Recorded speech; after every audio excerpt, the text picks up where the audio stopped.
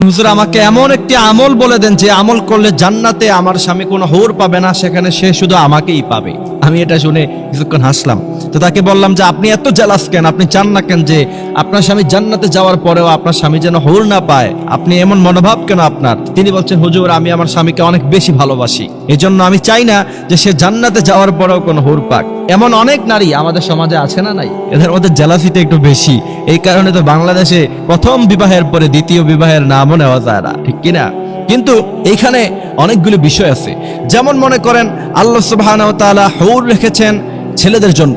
কোন কোন বর্ণনা এসেছে 70 জন হুর, কোন কোন বর্ণনা এসেছে 70,000 হুর আল্লাহ পাক ব্যবস্থা করে দিবে। কিন্তু নারীদের জন্য আল্লাহ পাক কোন পুরুষের ব্যবস্থা সেখানে রাখে নাই। তাহলে নারীদেরকে যখন আল্লাহ পাক জান্নাতে দিবে, তখন তার যে হাজবেন্ড সে যদি জান্নাতে না আসে, তাহলে জান্নাতের মধ্যে সে নারী গিয়ে বছর কি বছর সেখানে তার স্বামীর জন্য, হাজবেন্ডের জন্য অপেক্ষা করবে।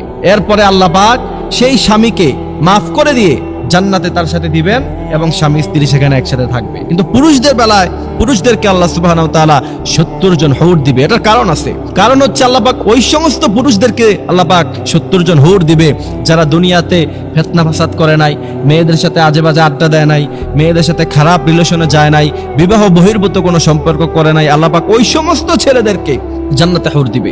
আর বেসিক্যালি ভাবে ছেলেরা খারাপ কাজে অ্যাটাচমেন্ট হয়ে যাওয়ার সম্ভাবনাটা বেশি। কারণ ছেলেদের কুওয়াতান আর রিজালু কাওয়ামুনা, ছেলেদের কুওয়াতান শক্তি তাদের বেশি। এই কারণে ছেলেরা খারাপ কাজে আগ্রহী হয়ে যায় খুব সহজে। একটা মেয়ে, ভালো মানের মেয়ে, খুব সহজে আপনি তাদের খারাপ কাজে আগ্রহী করতে পারবেন না। এখন এই মহিলা যে আমার কাছে আমল জানতে চেয়েছে, মূলত বেসিক্যালি এমন কোনো আমলই নাই যে আমল করলে তার স্বামী জান্নাতে হুর পাবে না, এমন কোনো আমল নাই। কিন্তু আপনি ওই আমল করেন, আপনি নিয়মিত নামাজ পড়েন এবং দোয়া করেন, আল্লাহ জান্নাতে আমি যেন আমার স্বামীর সাথে থাকতে পারি। কিন্তু সেখানে যদি আল্লাহ পাক আপনার স্বামীকে 70,000 হুরও দেয়, আপনাকে কিন্তু সেখানে হুরদের মহারানী বানায় আল্লাহ পাক জান্নাতে প্রবেশ করাবেন। সুবহানাল্লাহি ওয়া বিহামদিহি সুবহানাল্লাহিল আযীম। বাকি হুরেরা আপনার কথা শুনবে, আপনার কথা উঠবে এবং বসবে। এই জন্য প্রিয় ভাইরা আমার, স্বামী স্ত্রী যদি আপনারা একই সাথে জান্নাতে যেতে চান, আপনাকে 3টা কাজ মাস্ট বি করতে হবে।